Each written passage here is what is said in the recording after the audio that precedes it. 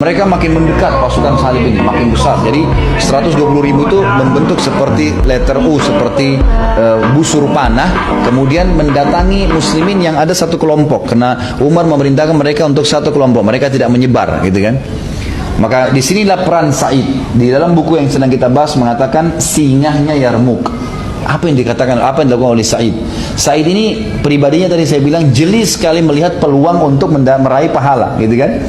Jadi dia radhiyallahu anhu tiba-tiba di depan pasukan musuh yang banyak, dia berada kebetulan di depan, di sebelah Abu Ubaidah. Tiba-tiba dia loncat dari kudanya, ya, dia sempat menjatuhkan dirinya ke tanah padang pasir, dan pasukan kafir pada saat melihat dia menjatuhkan dirinya ke tanah dengan gerakan tertentu membuat mereka tiba-tiba berhenti. Karena dia menggulingkan dirinya ke depan, jadi kayak masih ada ladang padang pasir yang kosong, dia gulingkan badannya di situ, sehingga pasukan salib ini melihat apa yang orang ini sedang lakukan, Sa'id bin Zaid. Pasukan muslimin juga melihatnya.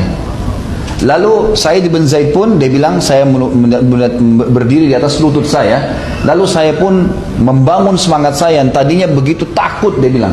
Begitu saya takut tadinya, kemudian saya semangatkan diri saya mengatakan tidak mungkin saya kalah bila saya berada di agama Allah. Maka saya pun bertakbir sambil mengambil ya belati saya dan alat-alat saya, kemudian saya menyerang musuh tersebut. Sa'id bin Zaid menyerang sendiri.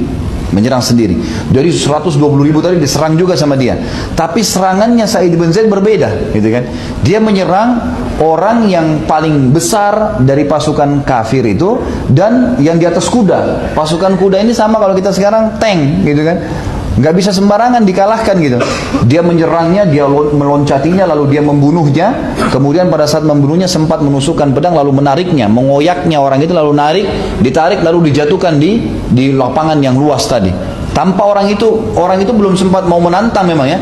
Dia datang langsung dia membunuhnya. Pada saat kejadian tersebut terjadi, maka seluruh pasukan salib tadi yang memukul-mukul pedangnya itu bersuara berhenti semua. Karena ternyata yang dibunuh ini salah satu pimpinan mereka, gitu kan? Yang dikenal kuat sekali kalau berperang. Sa'id bin Zaid berhasil membunuhnya. Maka setelah itu kaum muslimin pun muncul semangatnya dan akhirnya mereka bertakbir, dan Abu Ubaidah bin Jarrah menyuruh mereka untuk menyerang. Akhirnya mereka menyerang dan dimenangkan oleh kaum muslimin. Jadi kan, dimenangkan oleh kaum muslimin.